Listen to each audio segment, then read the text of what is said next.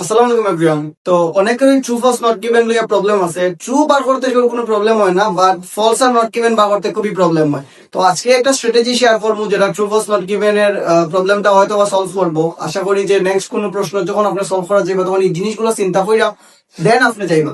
এখন সবচেয়ে বড় কথা হইলো আসলে দিন শেষে আপনি সেন্টেন্সটা বুঝতেই বা যে প্রশ্ন কিতা কইছে, প্যাসেজও কিতা কইছে। এখন এই জায়গায় যদি আপনার দুর্বল থাকে তাহলে কোনো সমাধান নাই। পৃথিবীতে এমন কোনো টিচার নাই যে আপনার এই জিনিসগুলা কইরা দিতে পারবা। এখন যদি কেউ আপনারা ইয়েস নো নট গিভেন ডাইনে বামে করাইন তাইলে তাইলে মনে করবা তারা একজন ভুয়া টিচার। তো ওকা কেমনে আমরা true false not given normally solve করবো এটা আমরা এখানে দেখাইলাম। তো এখানে তো আমি এখানে একটা মূলত একটা প্রশ্ন লিখছি, এটা ক্যামব্রিজের একটা প্রশ্ন।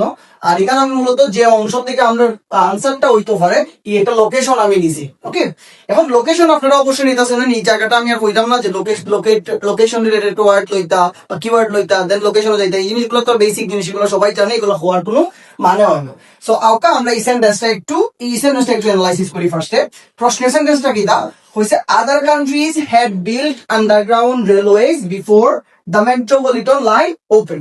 এখন একটা প্রশ্ন সলভ করার আগে আমরা প্রথমেই চিন্তা করবো যে এই সেন্টেন্সটা আসলে কোন ধরনের সেন্টেন্স বা কোন টেন্সে আছে। যেহেতু আমরা হেড বিল দেখতেছি, ওপেন দেখতেছি, তাহলে আমরা বুঝতেছি যেটা পাস্ট টেন্সে আছে। ওকে, এরপর আরেকটা জিনিস যেটা ইম্পর্টেন্ট, এটা হলো মেইন ভার্ব। আমি সবসময় স্টুডেন্টদের বলি যে মেইন ভার্বটা বোঝা উচিত, কারণ মেইন ভার্ব যখন আমি ধরতে পারবো তখন আমি বুঝতে পারবো যে এই সেন্টেন্সে আসলে মেইন ইনফরমেশন কোনটা। আমি যদি মেইন ভার্ব ধরতে না পারি তাইলে এটা আমি আসলে ওই সেন্টেন্সের ইনফরমেশনটা সঠিকভাবে ব্যবহার করতে পারবো।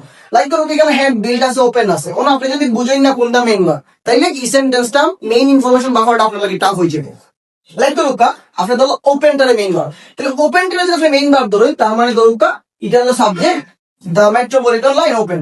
ওকে, এতটুকু যদি আপনি মেইন অংশ ধরেন তাহলে সেন্টেন্সের পুরো জিনিসটা চেঞ্জ হয়ে যাবে। ওকে, কারণ হলো এই সেন্টেন্সের মেইন অংশ হইলো বিফোর এর আগ পর্যন্ত। এই জায়গার উপরে আমরা ডিপেন্ড করবো, আমরা টু দিমু, ফলস দিমু না নট গিভেন দিমু। ওকে, এখন দেখা যাইতেছে এই সেন্টেন্সে দুইটা ভার্ব আছে, একটা হলো হেড বিল্ড, একটা হলো ওপেন। এখন আমরা ভার্ব গুলোর আন্ডারে আনসারটা বার করার চেষ্টা করি। তো এখানে হচ্ছে আদার কান্ট্রিজ হেড বিল্ড, তার মানে অন্যান্য দেশগুলায় হেড বিল্ড মানে হইলো নির্মাণ করেছিল বা বানিয়েছিল। কি বানিয়েছিল? Underground railways. তার মানে অন্যান্য দেশগুলায় আন্ডারগ্রাউন্ড রেলওয়ে বানাই দিয়েছে অলরেডি তার বানানি শেষ। বিফোর মানে আমরা জানি হলো আগে, বিফোর মানে কি স্যার? আগে। তার মানে অন্যান্য দেশে আন্ডারগ্রাউন্ড রেলওয়ে বানিয়ে ফেলেছিল বা বানাইছিল আগে। কি তার আগে? The metropolitan line open. Open মানে কি তা?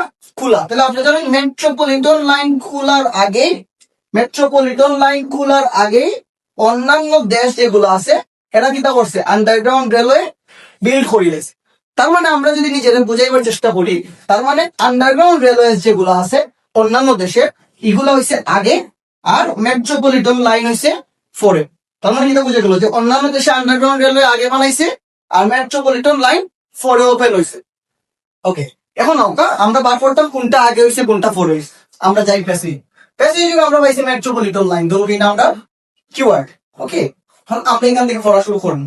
ওকে, এখন হয়েছে the metropolitan line which opened on 10th জানুয়ারি। ঠিক আছে, তার মানে মেট্রোপলিটন লাইন ওপেন হয়েছিল 1863 সালের 10ই জানুয়ারি। এতটুকু পড়া পর্যন্ত আমরা কিন্তু এখনো জানি না যে মেট্রোপলিটন লাইন আগে হয়েছে না আন্ডারগ্রাউন্ড রেলওয়ে আগে হয়েছে। আমরা কিন্তু এখনো জানি না, আমরা জাস্ট খালি তার ডেটটা জানছি, হে হইলো কত সাল তার প্রতিষ্ঠা হয়েছে। দেন যদি আমরা পড়ি হয়েছে was the world's first underground railway. তার মানে কি তা মেট্রোপলিটন লাইন যদি আমার সাবজেক্ট হয় আর ওয়াজ যদি আমার ভার্ব হয় তাহলে metropolitan line was, metropolitan line ছিল কি ছিল? The world's first underground railway. তার মানে হে ছিল পৃথিবীর প্রথম আন্ডারগ্রাউন্ড রেলওয়ে। তার মানে মেট্রোপলিটন লাইন ছিল পৃথিবীর প্রথম আন্ডারগ্রাউন্ড রেলওয়ে, যার প্রতিষ্ঠা হয়েছে 1863 সালে। আমরা সালও জানি, হে যে পৃথিবীর প্রথম এটাও জানি। এতটুকু পড়ার পরে আমরা একটা কনক্লুশন আইতাম পাই। এখন এখানে প্রশ্নের মধ্যে হয়েছে other countries had build underground railways. তার মানে অন্যান্য দেশে আন্ডারগ্রাউন্ড রেলওয়ে নির্মাণ করেছিল। বিফোর মানে হলো আগে, খার আগে, মেট্রোপলিটন লাইনের আগে। তার মানে মেট্রোপলিটন লাইন হওয়ার আগে অন্যান্য দেশে আন্ডারগ্রাউন্ড রেলওয়ে বানিয়ে দিয়েছে। আর এখানেও কইছে না, মেট্রোপলিটন লাইন হলো পৃথিবীর প্রথম। আচ্ছা ফোকাস, কোন জিনিস যদি পৃথিবীর প্রথম হয়ে থাকে তাহলে তার আগে নিয়েও আছে প্রথম, মানে হে হইলো প্রথম।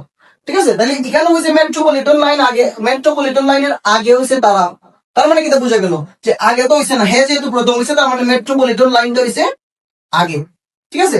আর এখানে হয়েছে উল্টাটা, এখানে কিন্তু হয়েছে যে মেট্রোপলিটন লাইনের আগে হয়েছে আন্ডারগ্রাউন্ড রেলওয়ে, তার মানে কেনা হয়েছে যে এটা হয়েছে আগে, ঠিক আছে। কিন্তু আমরা প্যাসেজের মধ্যে পাইছি যে মেট্রোপলিটন লাইন হয়েছে আগে, তার মানে আমরা কিতা পাইলাম, আমরা পাইলাম অপোজিট ইনফরমেশন। কিতা পাইলাম স্যার? Opposite information. আর অপোজিট ইনফরমেশন হইলে আনসার হয় ফলস। ওকে, তার মানে এই আনসারটা কিন্তু ফলস। কেন ফলস হলো? আবার যদি আমি কই যে এরা কইতাছে যে আন্ডারগ্রাউন্ড রেলওয়ে মেট্রোপলিটনের আগে নির্মাণ হয়েছে, আর আমরা পেছনে পাইছি যে মেট্রোপলিটন হলো পৃথিবীর প্রথম।